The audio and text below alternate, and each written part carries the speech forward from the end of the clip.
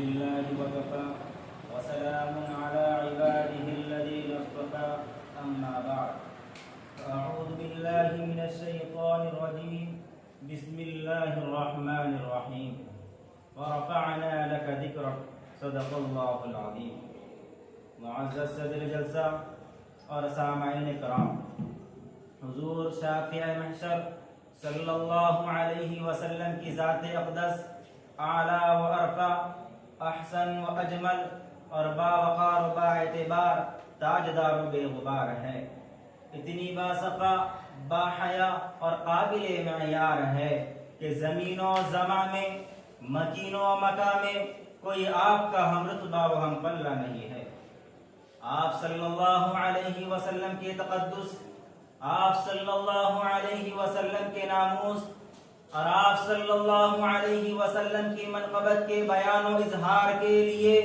دنیا جہاں کے مبلغ، محقق، مدقق، مفکر، مقنن، مصنف، رائٹر، سیرت نگار، قلمکار، بلکہ جملہ جماعت انبیاء بھی جمع ہو جائے تو نبی کا اسوہ، قدوہ اور ان کی تعریف و توصیف اور ثنا و منقبت نہیں بیان کر سکتے.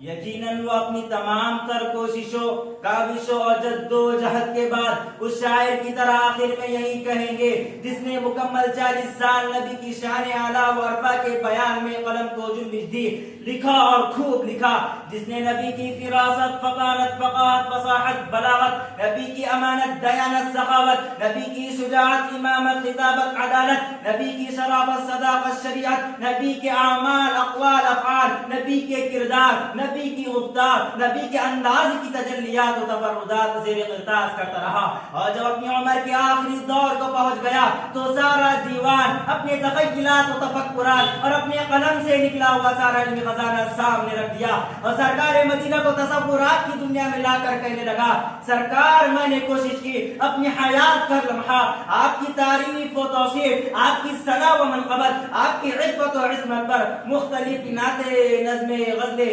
مختلف کلام اور رباعیات لکھی، آپ کی عزت، عظمت، حشمت کا اظہار کیا. لیکن اب میری عمر نے جواب دے دیا، میری آنکھوں کی بینائی جواب دے چکی، قوت گویائی، قوت سماع کو بسا جواب دے چکی. اب وہ عاجز آ چکے، زبان قاصر ہے، میرے قلم کو اب یارہ نہ رہا. حضور، میں شرمندہ ہوں، اعتراف کرتا ہوں، میں ساری قوت اور زور لگانے کے باوجود آپ کو احاطہ نہ کر سکا.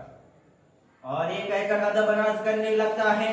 کہ تھکی ہے فکر رسا، مدح باقی ہے، قلم ہے آبلا پا، مدح باقی ہے، ورق تمام ہوئے اور مدح باقی ہے، ورق تمام ہوئے اور مدح باقی ہے، تمام عمر لکھا مدح باقی ہے.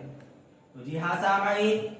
آئیے میں آپ کو بتاتا چلوں، جب میں محبوب کبریا، احمد مجتبی، محمد مصطفیٰ صلی اللہ علیہ وسلم، طاہر و مطہر، پاکیزہ اور حیات طیبہ کے سمندر میں غوطہ زن ہوتا ہوں اور ان کی پاکیزہ بحر مواج کی لہروں میں شمس و قمر اور ستاروں کی چمک دمک دیکھتا ہوں تو میں سید مکی و مدنی خاتم الانبیاء کی گلستہ سیرت کے پھولوں کی کلیوں کی پنکھڑیوں کو سونگتا ہوں تو میرا نشان جان معطر و معمر ہو جاتا ہے. میں جب کالی کملی والے سرتاج انبیاء کی کتاب زندگی پڑھتا ہوں تو میں تفکرات کی دنیا میں کھو جاتا ہوں کہ شاہ انام کی سیرت کی ابتدا کہاں سے کروں، ان کی کتاب زندگی کے کون سے گوشی کی ورق گردانی کروں، ان کی عظمت و حشمت، رفعت و منقبت کی ابتدا کہاں سے شروع کروں.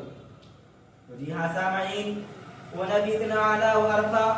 بالا و برتر ہے کہ ساری کائنات مل کر بھی اس پاک پیغمبر خاتم الانبیاء و افضل البشر کے پاؤں کے تلوے کا مقابلہ نہیں کر سکتی.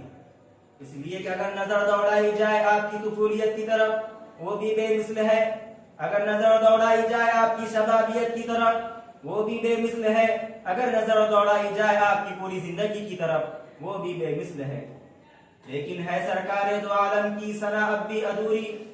ہے سرکار دو عالم کی ثنا اب بھی ادھوری، صدیوں سے ادیبوں کے قلم ٹوٹ رہے.